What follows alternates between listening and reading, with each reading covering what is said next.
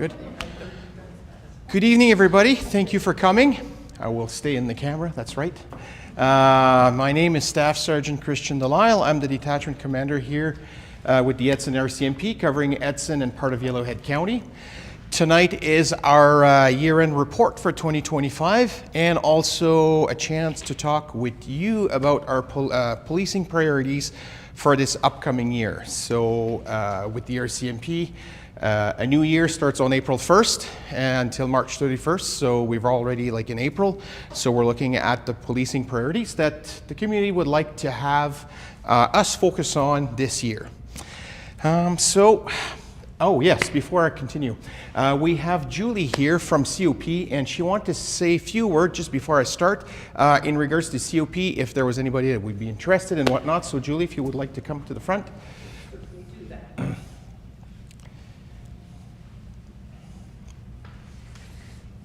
Hi, I'm Julie from COP. We are looking for more people. The applications are here. I will have them.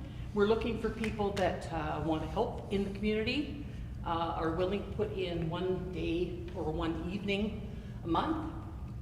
We're looking for people with a clean criminal record, and we get the final say on whether you get to join or not by knowing people in the community. We're just there to give the RCMP a little extra boost and another set of eyes. So if you have any questions, please answer, or please ask, and Ask, yes. I'll answer. Yes. Very active group in the community. I attend pretty much every meeting, bring some stats, events where COP can, assist us and whatnot. And for the most part, they are successful at helping us. We've solved a few crimes over the years. So yeah, If you're good nosy, bunch. that's fun. Good bunch. Yeah, absolutely. Okay. There was a question. Yes. Yes, sir. Yeah, how many members do you presently have? I believe we have 12. And you're looking for how many? Well, it varies. But with the summer months, it's nice to cover more time as well. We do lose people over time, but I think 15 and under 20 is probably a comfortable number. You don't want too many because whatever, but this way at least we can cover weekends and, special occasions, whatever. You want to join? Okay, that was a good answer. Absolutely. I know there's a couple of people that will be interested. Okay, so I'll talk to you after. Absolutely. Okay? Yes, Yes. sir. I'm just wondering, so the citizens on patrol only patrol the town of Edson, or are they out into the county as well? We go to Knighton, we go to Marlborough, we've actually been in Hinton before when we know there's stuff going on. It depends on what's going on. We usually get the bolos from the members before we go out. So we know where the activity areas are and, kind of try to keep an eye out for them. Yeah, absolutely. Yeah. Any more questions? I guess it's your turn. It's my turn. Perfect. Okay. So this evening I have a very short presentation. We're going to talk about stats and whatnot. It's ready to strike the conversation. There's nothing formal tonight. If you have a question at any time, please ask. I did it a little different this year. Instead of just having all the numbers on the screen that would be that big and impossible to see, I did a bit of a graph to show the crime trend and whatnot. So let's have a look. So this is what we're going to be talking to this evening. So we're going to look at the crime stats, current policing priorities and results, and then hopefully having a good discussion on the policing priorities that we would like to see for 2026, 2027. So a little bit of humor to start.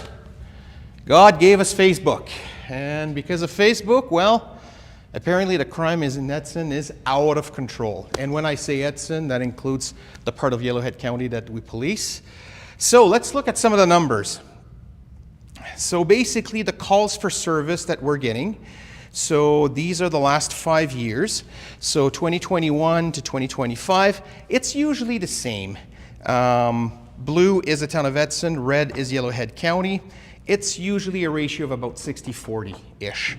So for example, in 2021, the total was 5,800, 2022, 5,700, 2023, 5,900, 2024, 6,300, 2025, 6,200, just to give you an idea. So we don't really get a big difference in numbers of calls of service that we're getting per year. The difference is a little bit of the type that we're getting.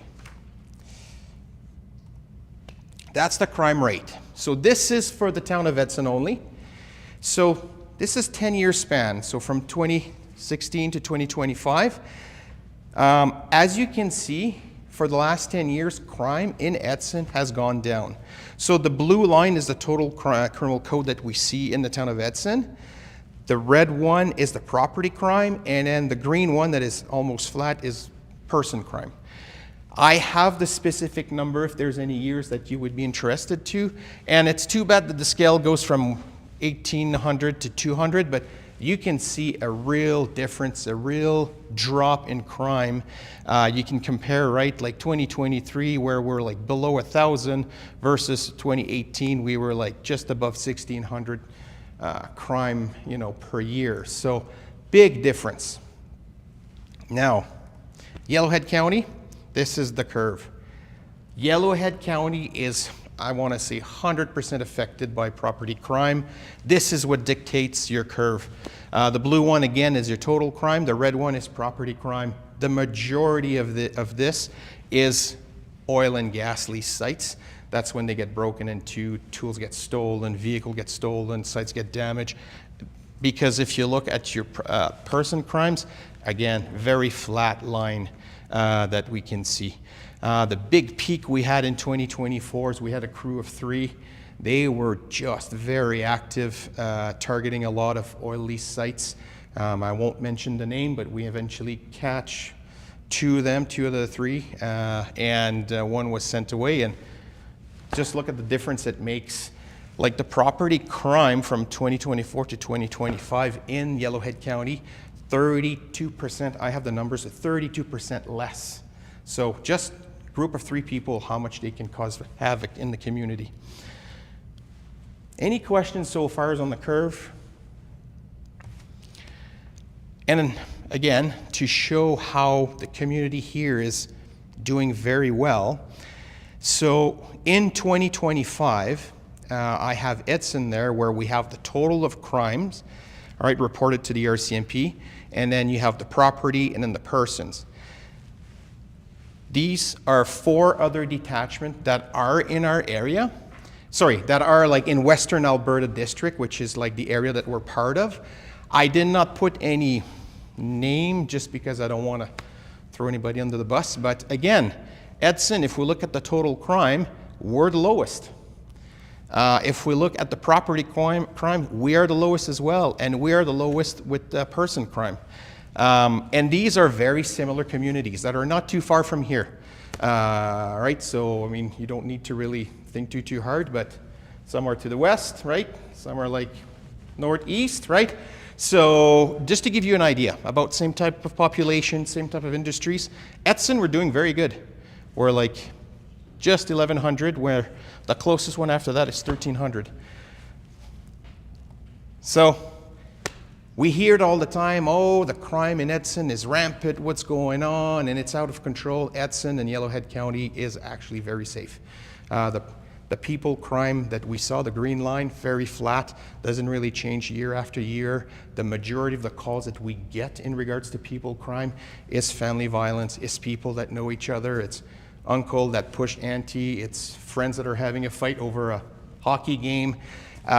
Rare are the instances where you have like a stranger that attacks someone on the road, and even rarer like in the county. Like when we have people crime in the county, it's usually like people that know each other that are just having a fight or something. Any questions about this? So I know Facebook sometimes is just reporting like, oh, a rash of this, a rash of that. There are some crimes happening, but overall, I think Edson, we're very well positioned. The men and women at the RCMP here, the local detachment, are working pretty hard at curbing the crime. And also the message that we've been passing along those years to report the crime, participate in the process, is paying off. Because when we don't get called, when we don't have the support of the public telling us it's so-and-so, or we saw a green vehicle, or this and that, when we don't have that information, we cannot act on it. And we have obviously a community here very engaged, and the results are showing. So thank you. Policing priorities for last year. We had 4: crime reduction, police community relation visibility, substance abuse, drugs, and traffic. So we're going to look at the results that we got last year. So if we look at crime reduction, we had 2 measures for that. So basically, we wanted to reduce crime by 5% in Edson and 5% in the county. And we wanted to have, or to complete 1,500 patrols, like proactive patrols. So basically, driving in town, in the county, oil lease sites, and trying to catch crime in progress and act on it. So if we looked at Edson, if we compare with 2024, our property crime is up by about 7%. And Yellowhead County, like I mentioned, down 32%. The reason why it's down, again, it's that group of 3 that were causing a lot of problems that we were able to arrest and charge. In terms of patrol, the goal was 1,500. We did just under 1,400. We didn't meet the goal, but I think 1,300 is pretty good. Including in those, you had 48 school visits, over 50 arrest warrants were executed, 107 curfew checks were done, multiple lease site patrols done. Like the Marlborough area, the lease sites there, like every time I was getting a patrol log, like they were up there checking to see what was going on. So we were out there as much as we could. Policing, community relations, visibility, we had 1 measure for that one. It was to complete 45 contact with the public, 45 times us being visible other than on a patrol or at a call. So we did 40. This is attending rodeos in the county, some ride-alongs, visit of the detachment when schools are coming to the detachment and visit the detachment, attending Canada Day, Remembrance Day, Jamboree, hockey games. So on 40 different occasions, you had members just present, just being visible, other than enforcing the law or like attending a call. 3, substance abuse, drugs. So the measure we had was to have for the whole year 12 investigation where like charges were laid or drug was seized. Sometimes just because of the technicality of drugs and this and that, we cannot always lay charges when we seize drugs, but at least when we get it off the street. So 23 investigations were done during the year, multiple charges, and then lots of drugs off the street. Last one, traffic, speeding. That one was kind of unique for Edson. Since we've lost photo radar, we were worried that 4th Avenue and 2nd Avenue would become like a racetrack, that people would not slow down coming from the highway. So the goal was to have 10 traffic operation on 4th or 2nd to slow down traffic. We were there 31 times. I can tell you that of the 31, the majority were warnings and were education. A few tickets were issued. Obviously, we have to enforce traffic, but we were trying to be present and kind of replace the photo radar and having a marked police car on 4th and 2nd to make sure people are not speeding in town. So far, my observation, speed has gone up a little bit. People know photo radar is not here anymore, but it's not what we expected it to be, where like you would have like just people racing through. They're always the odd one. There's always a semi that will blow one of the red lights, but that's what it is. It's the nature of traffic. Any questions on the priority from last year about the results or anything like that? Yes? That's the one good thing about the potholes, with the traffic. Yes, it does.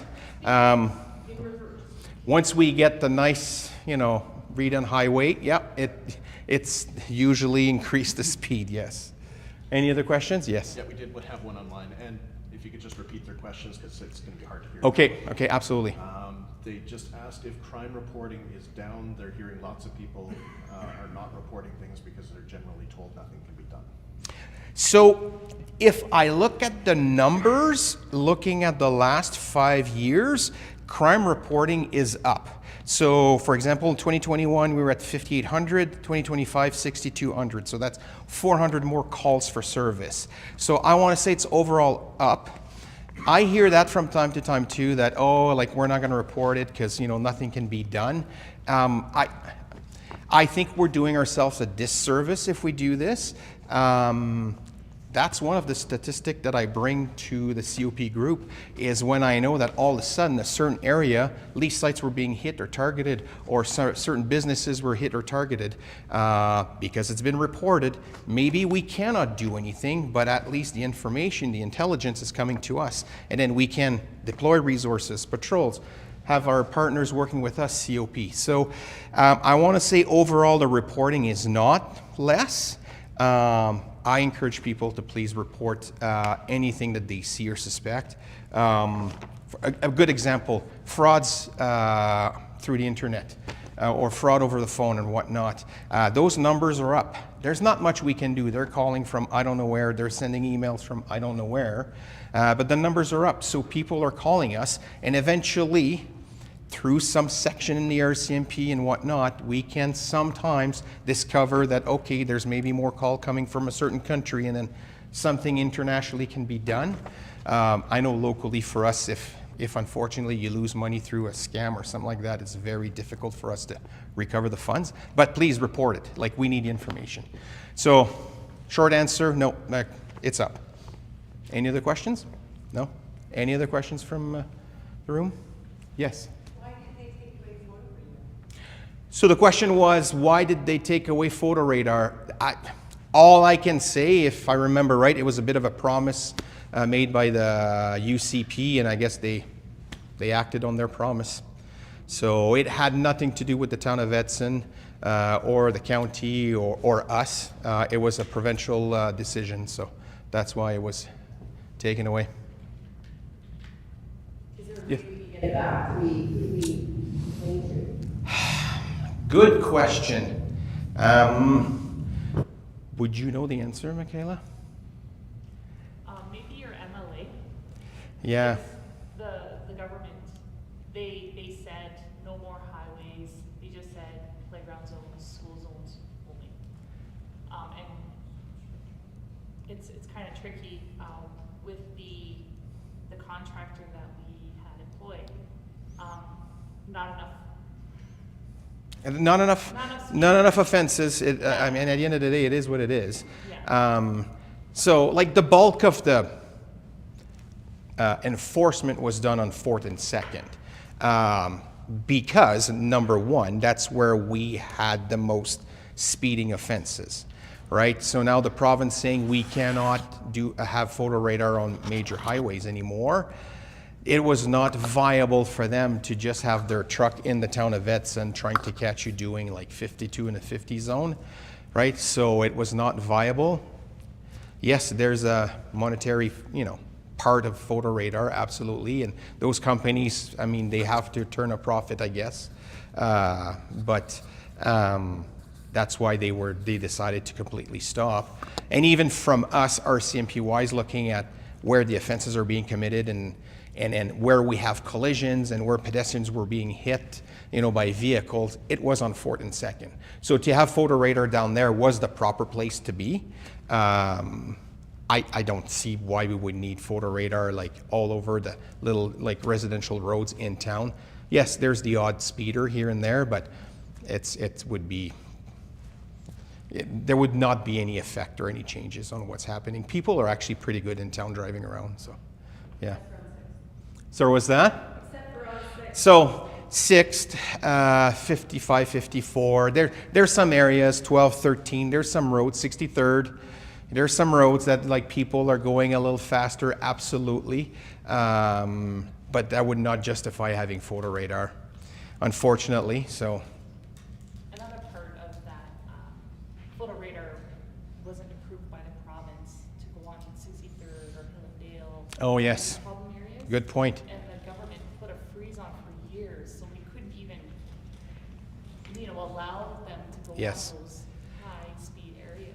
So all the locations that they were at, they had to be approved. They had to be approved by the police, and they had to be a certain distance from like transition zone, and there was a lot of rules. And then eventually they put a freeze. We could not come up with new locations, and then they left all that in place, and then they just indicated that we could not have any more on major highways. So we could not even, let's say tomorrow morning, like, Fifth Avenue is like a big problem. We don't have any authorized location on Fifth Avenue for photo radar, so we wouldn't be able to do it. Yeah, good point. Thank you. Yeah, I didn't think about that. Yeah. Yes. So, sign off on it. How many officers do you have during the day on shift? So it really depends on the day. So we have 23 officers total. I am short 6 right now. So yesterday I had 6 during the day working. Today I had 3. It really depends. Sometimes there's some vacations, sometimes there's some courses. We try to maintain like 3 as a minimum. So the follow-up question to that is, do you have your own traffic service unit? Like, do you have people that are just strictly for speeding or anything like that? Not the Edson detachment, no. I don't have someone that reports to me that is simply assigned to traffic. There is a traffic unit in the building, because the detachment is like way too big for just the Edson detachment. So there's like 3 other units actually in there. And there is a traffic unit in there, which is a provincial unit. So they cover from Jasper to Evansburg, and they go right up to Grand Cache. Yeah, they're like, there's only 2 guys out of 7 or 9 there. So, and they do help us. They do some traffic here in Edson, but they have to also go to other places. Yeah. Any other questions? Okay. So 26, 27. So for our priorities, we always, get the input from the public, elected official, and looking at crime stats. The looking at the crime stats, that's my job. So if we look at the last 10 years, like crime in Edson has not changed. Really, I call it the criminal landscape. It's been usually the same. The main thing that is happening here is property crime. That's what it is. We get some rashes here and there. Like at one point, not that long ago, it was tools that were being stolen from stores, from vehicles, like those power tools. At one point, it was car prowling. Vehicles were being broken into, and people would be stealing whatever they could put their hands on. In Yellowhead County is the oil lease sites. Like people go and steal metals from like cable, batteries, and things like this. These are the problem that we've been seeing here since I've been here since 2000, and it has not changed. Those are the crimes that we're seeing on a regular basis. So from a statistic point of view, the priorities that we had last year would fit very well, for this year again. Addressing property crime. I think that our visibility is important. We need to maintain and continue to have a good relationship with the community. If you guys only see us when things are not going well, then it's not good. We need to be there from time to time for Canada Day or Jamboree or like what's it in Pierce, Gold Days? Gold Dust Days, right? Like we need to be there and just say hi and walk around. So that's something that we usually keep on our priorities all the time. I know drugs is always a big topic. It's always good to keep your pulse on what's going on with drugs. Something that we would like to see again. And speeding, traffic, we do it anyway. Those proactive patrols, the members are asked to do a minimum of stopping 3 vehicles. It's their choice. 3 tickets, 3 warning. Like I'm not forcing them to write tickets. So we do enforce traffic and other traffic laws like in other places than just on 4th and 2nd, obviously. It's part of our patrols. But I think that, again, this year, and like Mayor Zahara mentioned, like we're going to have a nice polished new highway. Although probably not this year, it'll probably be construction, so it might not be too bad. But we're going to still monitor the speed on 4th and 2nd. With the construction, with the workers, there's probably not a bad thing. So from a statistical point of view, this is how we see it. But this is the end of my presentation really, so the floor is yours, and we can talk about what the community would like to see and what's your perception or what you would like us to focus on, and certainly have a conversation about this. So it's time for the questions. There will probably be some over the internet, and anybody in the room, if you have any questions, it's time. Yes. Our email got a request from somebody asking for more patrols or more observation on the three-way stop by Parkland and Parkland. Okay. And because there are a bunch of people that are just burning through stop signs and, squiggling around and Okay. whatever. And this person is Visually impaired? Okay. So he's concerned about Okay. it, as he should be. So the question was, or more of a comment or an observation, the intersection of Parkland and Parkland, which is what, 12 and, what would be the other one? 40? 48. What's 40? 48. 48. We know the area you're talking about, just as they come out of the high school there. Yes, yes. 47, 48. So if we could have a better police presence, monitor the intersection, people are going through the stop sign there, so that was the question. Absolutely. We try to do school patrols in the morning and in the afternoon, when they go to school and after school, and so that would be a good time for us to probably try to address that. Absolutely. I did promise I'd bring it up. No, and fulfill your promise. Perfect. Yes. Same idea except for on the other side, going towards Parkland and the other four-way stop. Okay. Yeah. Yes. Horrible there. And at midnight, And at midnight. they go, you can hear them coming from like the hospital zone and going downstairs. But from 11 to 6 in the morning, all those are optionals, right? Like stop sign, red lights, right? Like it's all optional. No, yeah. Okay, no, good to know. Good to know. And They're constants. don't get me wrong, I live in the community. I hear them sometimes. I'm in my living room and I'm not too far from 13th Avenue, and then I hear them roaring through. I'm like, okay, all right. So yeah, okay, no, good to know. So is the construction kind of changing people behavior, or it's always been like this, or It's always been like this, eh? It's loud, like, we live right on the corner, Okay.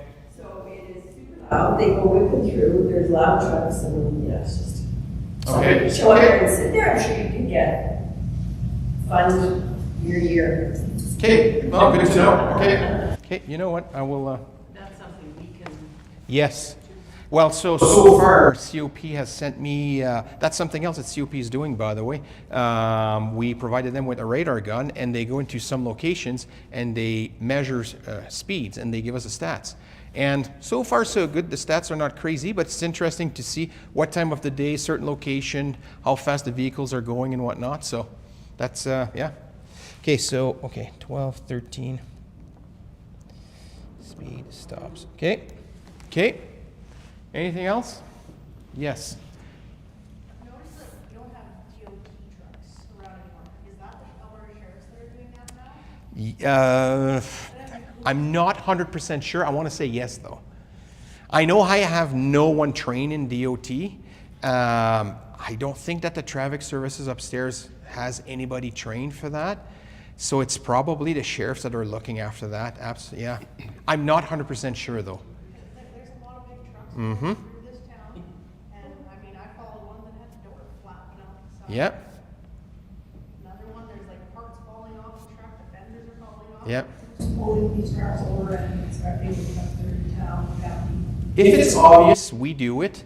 Like I've done it in the past, but I'll be honest with you, like I just pretend I know what I'm looking at. I say, where's your book with all your hours? And I turn the pages and I really don't know. but at least they think I don't know. So I play the game a little bit. But for exactly flap or stuff falling off, that we can address for sure. But when it's a little bit more technical, like, you know, they can weigh them, they can test their brakes and stuff, like, we can't do that. But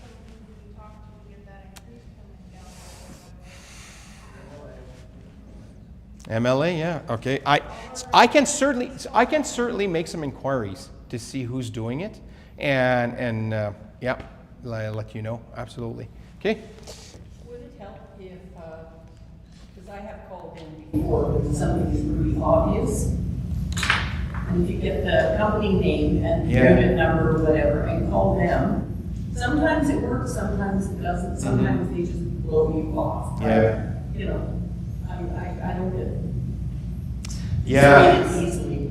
Yeah, no, but it would be interesting to find out who does it. I mean, it's been a few years since you've seen like a big truck blitz or whatever on the Yep. highway anywhere. Yep.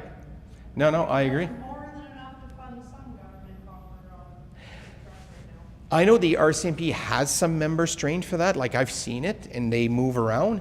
But, I mean, maybe that's something I can certainly request, see if they could come and, you know, go on the Highway 16, and because we have few places where they can set up, like the scale on the westbound lane, like not too far from the $1 million washroom. Oh. Okay. I just want to add a little bit to that, Christian, I believe it is the sheriff's. The county police officers also work with them. Oh, that's good. So they do set up at the scales there by Okay. years. They set up sometimes the intersection there, warehouser. They do set up the odd place. Okay. But I'm not exactly sure. I would have to check with other people to find out what jurisdiction we have on Highway 16 because I just don't know that offhand. But I know they do work in conjunction with Okay. the sheriffs, and there is trucks. There is places where they're. They don't do it near enough, and often when they come up that scale, they'll go down. So the county, some of your CPOs are trying to do or inspect to a certain degree, like some of the, okay, that's good to know. That's good to They know. also carry weight scales. Some of them carry weight Okay, scales. okay, that's good to know. I know they weigh the trucks on the county roads, but I'm not sure what they do on the highway. On Highway 16, yes. Yeah, I don't want to venture a guess, but I want to say they stick to just the county roads and the 3-digit and the highway number. Yeah. I'll go to the question in the back and then, yes, go ahead, sir. How many times last year did you guys have where you guys were watching stoplights with the semis running through those red lights? Do you know off the top of your head? No. So this would have been part of the 31 operations that we did. Now, how many of those were actually watching the light? I don't know. Do we not have those cars and trucks? Right? Yep. Those cars? Yep. So I know they behave quite well when they see a cop car. So, Oh, yeah. You know, and you do your job better than anybody else, right? Could we not have like maybe a ghost car sitting at like the museum and radio ahead to the next guy up at say Castle Pedals to pull forward? Yeah. So we've tried here, and I'm not absolutely. It's a little bit more difficult than it looks because it ties two cars. I have to have one on the east side of the light to see the actual light, and I have to have one on the west side. So when I only have 3 members, now I have 2 tied up for that. Yes, so it's not impossible, and sometimes we watch, but it's just it ties up 2 vehicles in it. So. I just like for the last year, I've found it's becoming worse. Okay. Of those Okay. guys running those lights. Yep. And obviously, you guys can't be everywhere, you know, but I guess as residents of the town, Yeah. right, we're kind of in those areas, and you sit there, and I've sat there multiple times, and you look, and I like to look over, and that semi's coming. I know. It doesn't stop. To go to work, I have to cross Yeah. 4th. And then, yes, you wait there at the light and like, here you go. Yours is green. You don't move until you check because, yeah, I know. Yeah, it's been reported a few times. We try, but like you say, yeah. And this is the other flip side of this. I ask my guys to drive the marked vehicle because I want them to be visible in the community. I want you guys to see the police car driving around. So it's doable, but yeah, I hear you. It's a catch-22. Yeah. You know which ones the ghost cars are, all the antennas and everything. Oh, yeah. So, Oh, yeah. But, you know, with semis that are running through the Yep. lights, they're not launching that. No. So I get your time. Yeah. But it's something that we can do, absolutely, yeah. There was a question on the Yep, internet? we have a couple questions. When there was a rash of 3 people committing property crime, you mentioned 2 were caught and 1 was sent away. Is the third person known and will they be charged? So the third person was not sent away. We knew who it was. We just didn't have enough to arrest that person. It's all about the evidence that we can gather. We had enough for 2, but not the third one, fortunately. Okay, and with vehicle break-ins and business break-ins, can you clarify how these are dealt with in regards to being investigated? Being a resident that has been affected, as well as hearing from others affected, the only solution given was to file a report and no follow-up. What is the standard there? So we actually do a fair bit for vehicle and break-ins. So any type of crime like this, even damage to a business, something like that. So of course we go there, we get your statement, we get your information. Now the avenue of investigating this, all right, is there a camera in the business in question, or can we have cameras from surrounding businesses and see, who did it and whatnot, have a video recording of what happened. Now, what was stolen in the businesses? Is it something with a serial number? Is it something that we can track down? So that's another avenue that we have. We also have people that sometimes like to share information with us. So we hit them up and see if they heard who did it or where would be the stolen items. So there's few avenues. The difficulty with property crimes versus like a person crime is like when someone get hit by someone, I have a witness. Someone that says, hey, Bob hit me, right? Good. So now I have something that I can lay a charge. With property crime, I usually don't have that. So I have to find my way around that. And sometimes we just don't have any witnesses, or we have nothing that was stolen that has a serial number or something that we can trace. So it makes our job very difficult. The rate for solving property crime is fairly low. So, but again, still to report it. But yeah, we do have few avenues. And to add to this, when I was talking that our building is pretty big and we have other sections in the detachment, so we have a forensic identification section right here in Edson. They are the fingerprint people, like they're right here. So we have vehicles on a regular basis being towed to the detachment in our secure bay, gets fingerprinted. We have exhibits coming in on a regular basis to be examined. So there's a lot of moving parts. It's just sometimes we're just not successful, and that's unfortunate.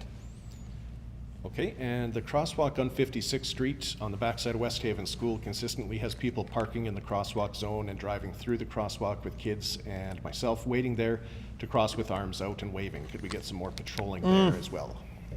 So sorry, the crosswalk on 56? Yeah, at the backside of West Haven School. Okay, yep, okay, all right.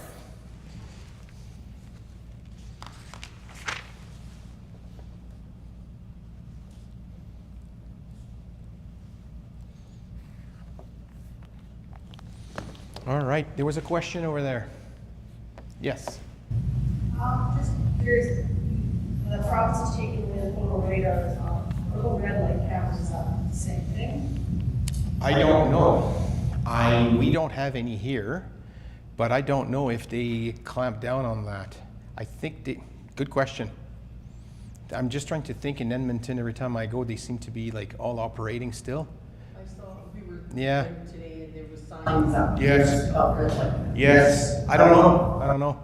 But again, the one that I've seen in Edmonton, we're not on provincial highway, so I don't know if they would let us put one here on 4th or 2nd. Yeah. Good question. Yeah, I don't know. Any other questions? Yes. What is the rule for retarded brakes on those big sets? Oh, the J brakes? Yeah. Yeah, you're not supposed to use them within corporate limits here. Yep. They're continuously. Yep. Yeah, no, yep, I know. Yeah. So. Okay, that's not bad. Okay, it's good evening. All right, the tough question now. I'm just curious, the signs, like, the last town hall, or the last one I was at, you guys were just getting the signs for all businesses to do. The agent program? Yes. How is that? Very successful. From what I heard from people that have them on their businesses, and they basically tell people, if you don't leave, I'm part of the agent program, I'll call the cops, and they're like, oh, they leave. So it's working. It's not a silver bullet, but it's working. Yes, so pretty good. I missed what that was. The agent program? So basically, under the Trespass Act, the owner of a property can give authority to the local police service, for example, to act on their behalf. So by being a part of the agent program, if we see someone on a business, like a property, and they're not supposed to be after hours, for example, and they're not supposed to be there, then the RCMP could say, hey, they're part of the agent program, please, you have to vacate the premise. If they don't, then we have it's like if the owner gave us permission to effect an arrest on their behalf. So it's been fairly successful, and business owners have been using this as a tool to kind of tell people that they want to leave, that they're part of the agent program, and then I just have to make a phone call and the police will be here right away. We would go to any places, but it's working. So, yeah. Yes. What is the most helpful things you can do to prevent home or vehicle break-ins? Multiple things. So let's talk about vehicles. We'll talk about vehicles. The first thing is to have nothing visible from the outside that people would have an interest in grabbing. So change in the console, a wallet, keys, and whatnot. And then the second part is to lock your vehicle. Usually when vehicle gets broken into, it's because they're unlocked or there's some items that are easily accessible. So a pickup truck that has a toolbox in the back that is not locked, you can just open it and take whatever you want. So that's the number one thing to do. Now for residents, so we have actually, before I go into this, Julie with COP is trained in what we call CPTED, so crime prevention through environmental design. So it's all about how your house presents to the public. Is it hidden behind trees? Is there any lights? So is it attractive for the criminals? Because on the back there's a pile of pallets that they could climb on and get into the second story window and stuff like that. So anybody that would like to have their house or business kind of, I don't want to say inspected, but reviewed by Julie and through CPTED, please contact COP. They will be more than happy to do this. So back to the question. Again, make sure there's nothing that obstruct the view, that is well lit. Door locks. Door locked when you're not at home. Know your neighbors. Make sure that your neighbor's watching your house when you're not there and you do the same when he's not there. That's basically the main points.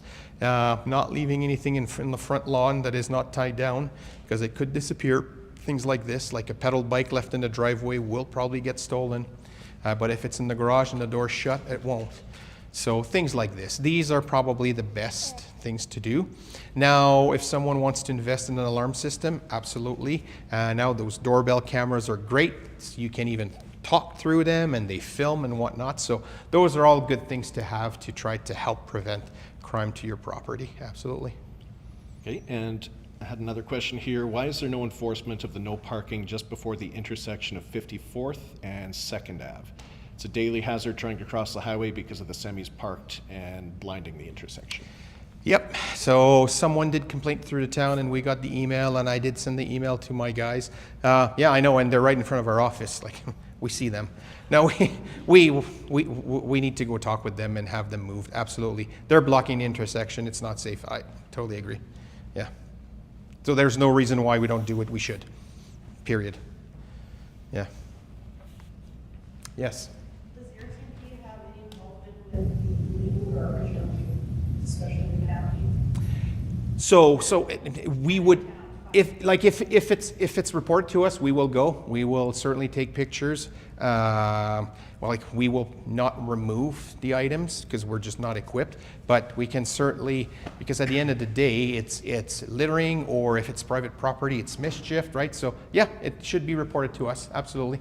Yeah, we'll look into it. Yeah, you never know. Some people, they dump their garbage and they don't realize that there's some letters in there and their name is on it. So sometimes we see it's like, oh, interesting. So, yeah, absolutely. So, don't leave your old mail if you dump your garbage. Yeah. Has anything changed with calling in crimes about why they need more information other than just a name and number? Feels like we're being more interrogated than. Yes, I know. It's been. What's that? So the question was, when you call the police, like, it seems like you're being interrogated. Like, they want to know your name, your date of birth, your favorite color. You know, like, I get it. It is. It seems like a lot, but the difference is the officer then, when the call is being dispatched to them, they have way more information and they don't have to call you back right away. They can start acting a little bit on the information they have. And the other big piece is for safety. Yes, your name, your date of birth, and your address, and this and that, probably not for the officer's safety, but when we go into, like, okay, what kind of vehicle, what's the color, you know, how many people, any weapons, have you seen drugs? This is all to help us to do an assessment of the situation. So are we sending 1 car, 2 cars, you know, 3 cars? So yes, it is a little bit much, I agree.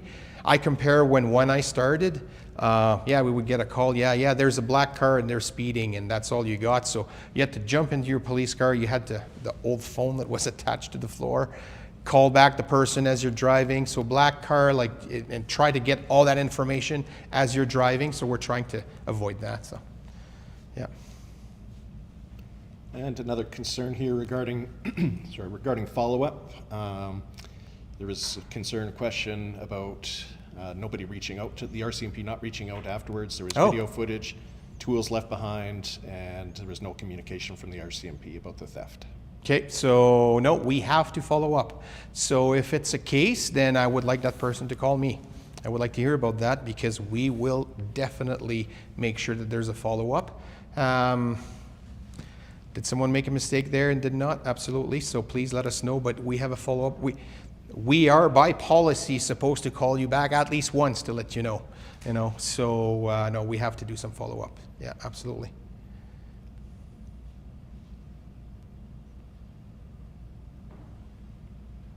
Any other questions? No, nothing? All right, yes. I actually have a comment.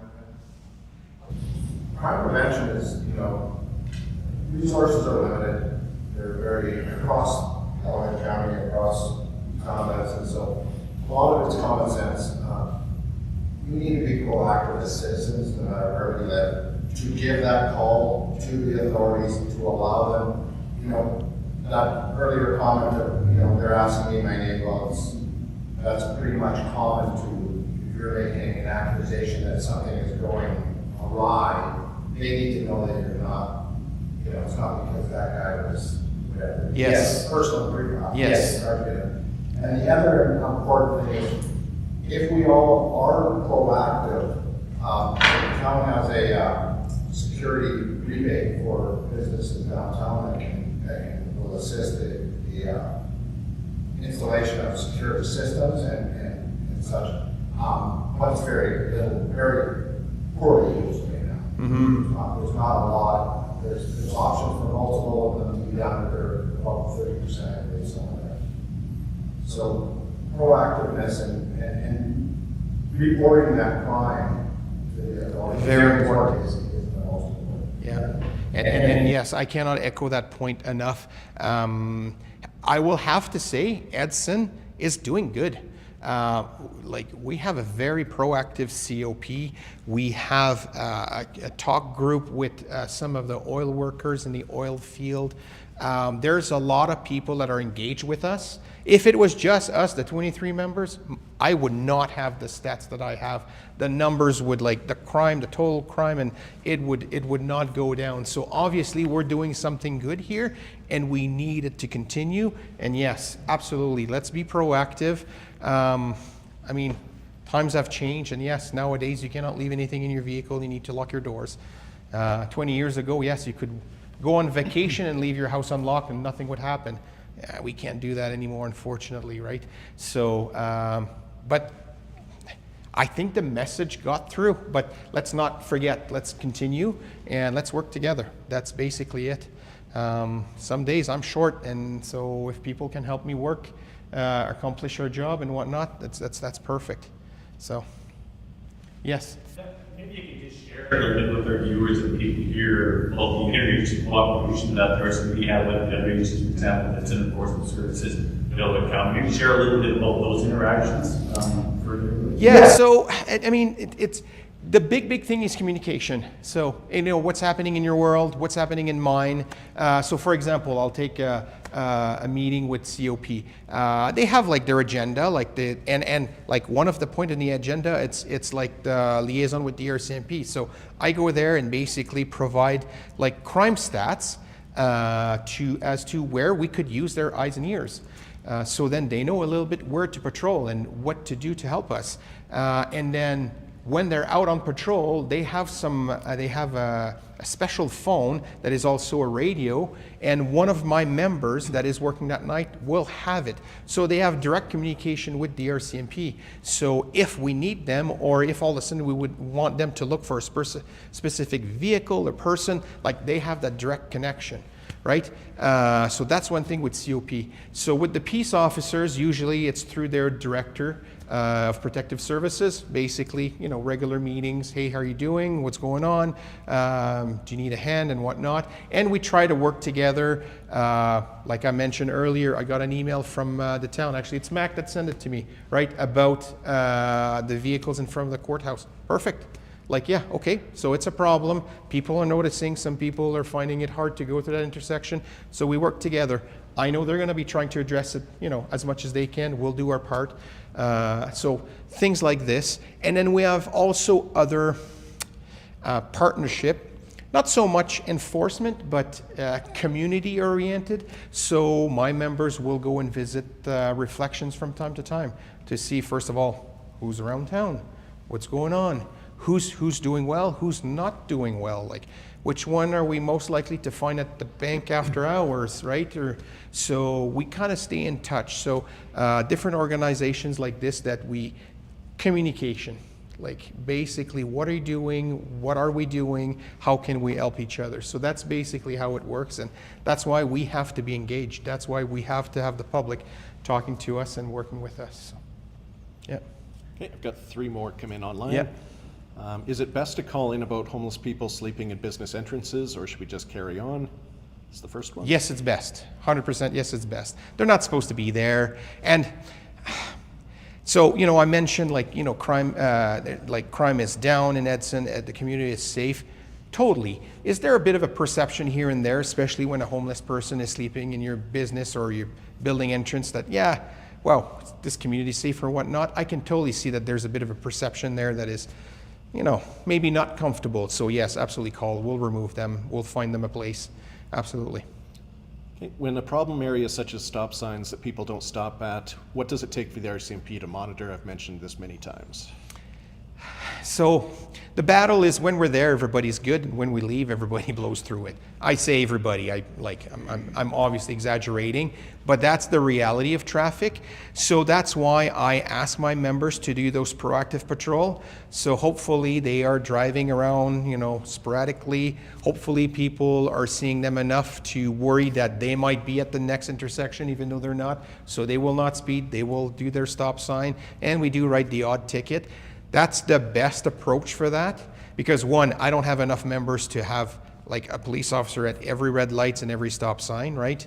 And then, like I say, when we're there, everything is good, but when we leave, sometimes things changes.